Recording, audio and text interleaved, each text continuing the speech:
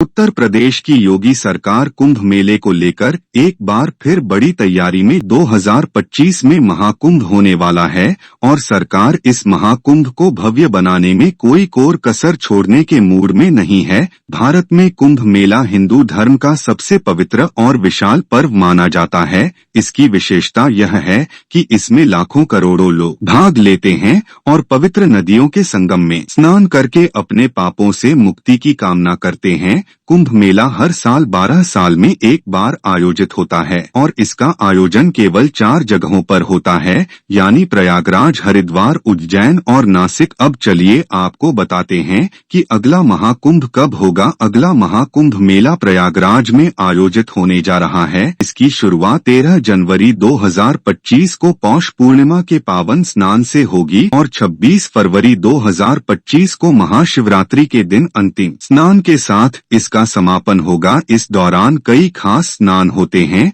जिन्हें शाही स्नान कहा जाता है। अगर आप भी शाही स्नान करने की इच्छा रखते हैं तो इन तारीखों में आप स्नान कर सकते हैं। 14 जनवरी 2025 मकर संक्रांति के दिन, 29 जनवरी 2025 मौनी अमावस्या के दिन, 3 फरवरी 2025 बसंत पंचमी के दिन, 12 फरवरी 2025 माघी पूर्णिमा के दिन। अब चलिए आपको बताते हैं कि आखिर कुंभ मेला क्यों लगता है और इसका क्या धार्मिक और सांस्कृतिक महत्व है। कुंभ मेले की मान्यता समुद्र मंथन की पौराणिक कथा से जुड़ी हुई है। कथा के मुताबिक एक बार देवताओं और राक्षसों ने मिलकर समुद्र मंथन किया था। मंथन से निकले रत्नों को दोनों ने आपस में बांट लिया, लेकिन जब अमृत निकला तो उसे लेकर दोनों के बीच झगड़ा शुरू हुआ। इस झगड़े में अमृत को राक्षसों से बचाने के लिए भगवान विष्णु ने अमृत का कलश अपने वाहन गरुण को दे दिया। अमृत की छीना झपटी में कुछ बूंदे धरती पर 4 जगहों पर गिरी, प्रयागराज, हरिद्वार, उज्जैन और नासिक। इसी कारण हर 12 साल में इन 4 जगहों पर कुंभ मेले का आयोजन होता है।